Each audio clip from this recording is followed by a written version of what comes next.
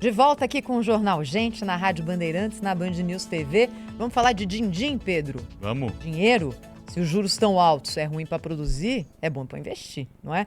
É por isso que a gente vai traçar agora o panorama do que aconteceu no mercado financeiro no primeiro semestre de 2025. Bolsa de Valores de São Paulo terminou o semestre com alta de 15,44%, colocando o Ibovespa entre os índices com melhor desempenho no mundo.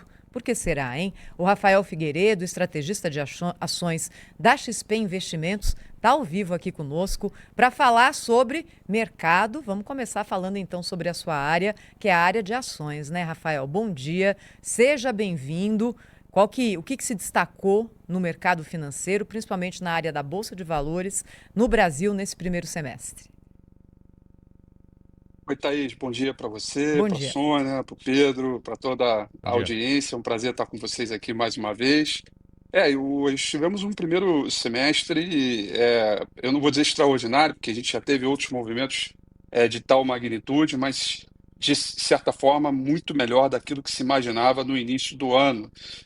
Cabe aqui lembrar para a nossa audiência que a gente começou o ano com uma percepção muito pessimista sobre o mercado, em função das questões fiscais, em função da aceleração do dólar, né? O dólar estava em 6,20 no início do ano. A gente termina o semestre com os indicadores de mercado bem melhores do que o início do ano. Foram dois grandes fatores, Thaís, que levaram os mercados a terem esses bons rendimentos. O primeiro deles são os bons ventos vindos no mercado internacional, né? Desde o dia do tarifaço, né, do Liberation Day, lá nos Estados Unidos, houve um grande fluxo que a gente chama de rotação, né, o termo em inglês em rotation, onde o mundo questionou um pouco a sua superexposição em ativos americanos, em ativos dos Estados Unidos, e fez com que eles retirassem parte desse recurso lá dos Estados Unidos. Lembrando aqui, né, nos últimos 4 anos, o S&P 500, que é o principal índice americano, subiu mais de 20% ano após ano, né? Então, o investidor se viu numa posição em retirar parte dessa sua superexposição e repatriar parte do dinheiro, trazer para outras economias, sobretudo os mercados emergentes, que pagam taxas de juros, inclusive, mais atrativas, mais altas que o próprio mercado americano. Esse foi o primeiro vetor, né? Então, a gente tem aí, até hoje uma entrada líquida de 25 bilhões de fluxo de capital estrangeiro, o que fizeram aí majoritariamente os mercados por aqui. Como você disse, a Bolsa subiu 15% no primeiro semestre, subiu 30% em dólares também, que é uma bela representação. O segundo vetor, ele vem um pouco de uma percepção local, né, que a gente está mudando de regime. A taxa de juros, o assunto que vocês comentaram bastante aqui antes da minha entrada, né, ela está alta, porém há uma percepção do mercado que ela vai começar a diminuir lá na frente e que, portanto, a gente vai mudar o regime. Um regime onde as taxas de juros começam a cair e a inflação, que ainda incomoda, ela não é mais o centro das atenções. Quando isso acontece, as oportunidades em mercado de capitais, mercado financeiro, principalmente renda variável, se tornam melhores, mais atrativas, porque o serviço da dívida passa a não machucar mais a percepção no resultado das empresas, olhando sempre para frente, nunca para trás. E aí, com esse vetor, os investidores acabaram adicionando também mais recursos, tomando um pouquinho mais de risco e fazendo com que essa aceleração viesse. Então, eu diria que é um balanço bem importante que coloca a gente numa posição atrativa, né, e de bom, que a gente chama de momentum, né, para essa virada de semestre, olhando já agora o final do ano, Thaís. Rafi, que bom que você está aqui com a gente, fazendo esse balanço semestral. Queria falar com você da polêmica do momento. O governo vai entrar no STF contra a derrubada do aumento do IOF, né, pelo Congresso. E nesse embate, o governo alega justiça tributária e entra aí com aquele discurso que a gente comentou há pouco, dos ricos que não querem pagar impostos contra os pobres que precisam. O IOF é um imposto que atinge somente os ricos ou também ele vai pegar os menos favorecidos em cheio, aumentando o custo de crédito? A proposta colocada, né, que mexia muito no mercado de crédito, ao ponto, inclusive, da gente aqui, através da nossa equipe econômica, né, fazer uma conta e entender que o IOF, da forma como foi colocada, seria equivalente a um aumento de praticamente aí 0,40, meio ponto percentual da taxa de juros Selic, justamente porque ele restringia um pouco mais o crédito, dado a tributação, né, nessa linha. Então, de fato, atinge todo, né, não atinge só uma camada específica, acaba atingindo todo mundo. E agora a gente está diante de uma polêmica, né, de morde-a-sopra, porque, de fato, o Congresso ele derrubou o decreto, mas o Congresso também tem pautas que expandem os gastos fiscais, né? E a gente fica aí um pouco num barco onde a gente tem o executivo e o legislativo querendo remar cada um para um lado, de fato que a gente acaba não saindo do lugar. Olhando esses aspectos, esse cenário de incerteza para o mercado financeiro, né, obviamente para os investimentos, isso adiciona um pouco mais de incerteza e de volatilidade, mas o que a gente tem visto é que, dado como foi na minha fala, esse fluxo de capital estrangeiro, esse movimento internacional, acaba até passando um pouco por cima de todo esse movimento, fazendo com que a gente tenha esses bons rendimentos, né? Então, é ainda, de fato, uma novela que a gente vai acompanhar novos capítulos por aí pela frente e que podem trazer incerteza olhando mais para o horizonte no final do ano. Rafael Figueiredo está conosco. Rafi, vou trazer aqui novamente uma observação que eu fiz há alguns dias e os ouvintes gostaram aqui na rádio, para você que trabalha com número aí, com previsão. Você sabia que a partir de hoje nós estamos mais próximo no ano 2050 do que nós estávamos até ontem do ano 2000? Porque nós estamos no ano de 2025. Então, nessa metade de século até 2050, nós estamos vivendo esse primeiro quarto de século. Hoje nós estamos no dia 1º de julho, na metade do ano de 2025. Então nós estamos mais próximo de 2050 do que de 2000. Eu não sei pra vocês, pra mim isso é assustador. 2000 parece que foi ontem, aquela história de bug do milênio, vai acabar tudo, o computador vai travar. Você lembra dessa discussão, né?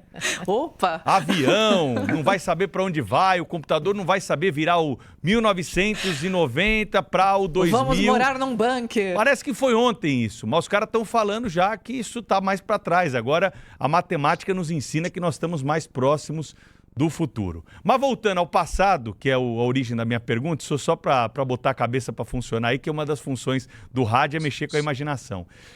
Vamos voltar para o século passado, 31 anos atrás, 1º de julho, nascimento e implantação do Plano Real, 1994 nessa data. Há 31 anos não havia outra notícia aqui na Rádio Bandeirantes, Rafi.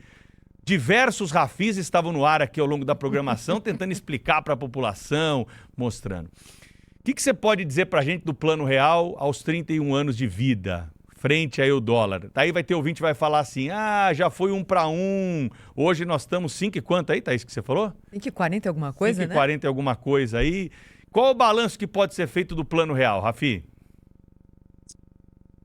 Pedrão, de fato, o Plano Real foi, na minha opinião, o maior e melhor programa de distribuição de renda que nós tivemos na história do nosso mercado, na nossa economia, porque, de fato, ele reduziu a inflação, e hoje a gente discute a inflação, que está um pouquinho acima da meta, e começa a convergir ou não, mas está longe de ser um ambiente de hiperinflação, né, de lá dos seus 1.000, 3.000, 5.000%, como acontecia, né? Está longe de ser aquele cenário de corrida aos supermercados ou de carros fazendo fila nos postos, né, e por conta de que a cada dia ou a cada momento acelerava os preços, né? O Plano Real, eu acho que ele conseguiu convergir um pouco mais as expectativas e ajustar o sistema financeiro e a nossa economia através de uma âncora fiscal. Isso é super importante, porque até hoje isso é discutido na parte fiscal, os gastos, né, a previsibilidade,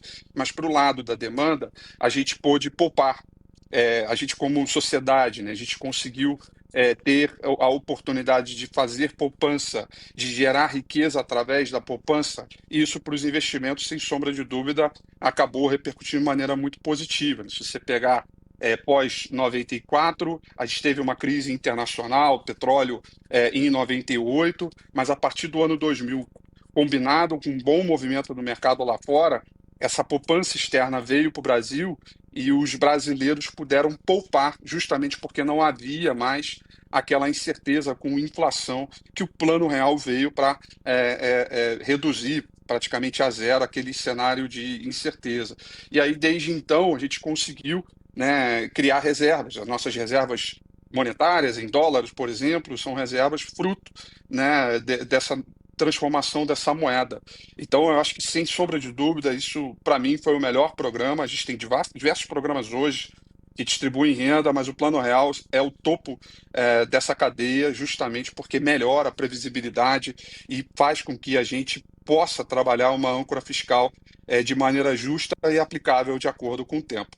Agora a gente está falando de um negócio de 31 anos atrás, né, Rafi? O que deveria ter vindo nesses 31 anos e que não veio?